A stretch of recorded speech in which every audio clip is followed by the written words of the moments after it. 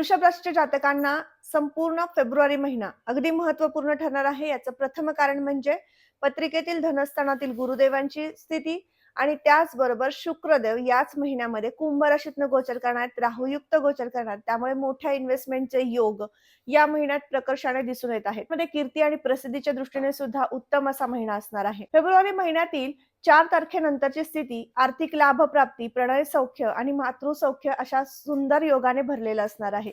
बुधदेव, शुक्रदेव युती करतायत, कुंभ राशीतनं गोचर करतायत, राहुदेवांच्या युतीत ते असणार आहेत. त्यामुळे अभ्यासाच्या दृष्टीने ज्यांचा 10वी आणि 12वीचं इयत्तेमध्ये तुमची बोर्ड एक्झाम आहे त्यासाठी सुद्धा या महिन्यामध्ये उत्तम अशी संधीचा किंवा अभ्यास पूर्तीचा असा सुंदर योग दर्शवत आहे. व्यवसाय आणि नोकरी या दोन्ही दृष्टीने विचार केला तर व्यवसायासाठी हा महिना संमिश्र असणार आहे. परंतु नोकरीच्या दृष्टीने नवीन नोकरी प्राप्त होण्याच्या दृष्टीने मात्र उत्तम स्थिती असणार आहे. तब्येतीच्या दृष्टीने हा महिना आरोग्यमय असा असणार आहे. या महिन्यामध्ये थोड्याफार प्रमाणामध्ये तब्येतीच्या तक्रारी जाणवत आहेत, कारण षष्ठ स्थानाचे अधिपती हे राहुदेवांच्या युक्त गोचर करणार असल्यामुळे किरकोळ प्रमाणामध्ये त्वचा विकार उद्भवू शकतात.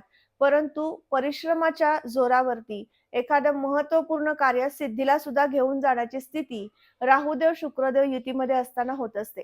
तुम्ही कम्युनिकेशन क्षेत्रामध्ये काम करता तर तुमच्यासाठी सुद्धा उत्तम कालावधी असणार आहे. शैक्षणिक प्रगतीसाठी उत्तम असा कालावधी असणार आहे आणि त्याचबरोबर वैवाहिक सौख्य सुद्धा प्राप्त होणार आहे. सप्तम स्थान आणि सप्तमेश ग्रह यांचे शुभयोग होत असल्यामुळे तुम्हाला अतिशय उत्तम प्रकारे गृहसौख्य सुद्धा प्राप्त करून देणार आहे. वैवाहिक सौख्याच्या दृष्टीने सुद्धा हा महिना संमिश्र असणार आहे.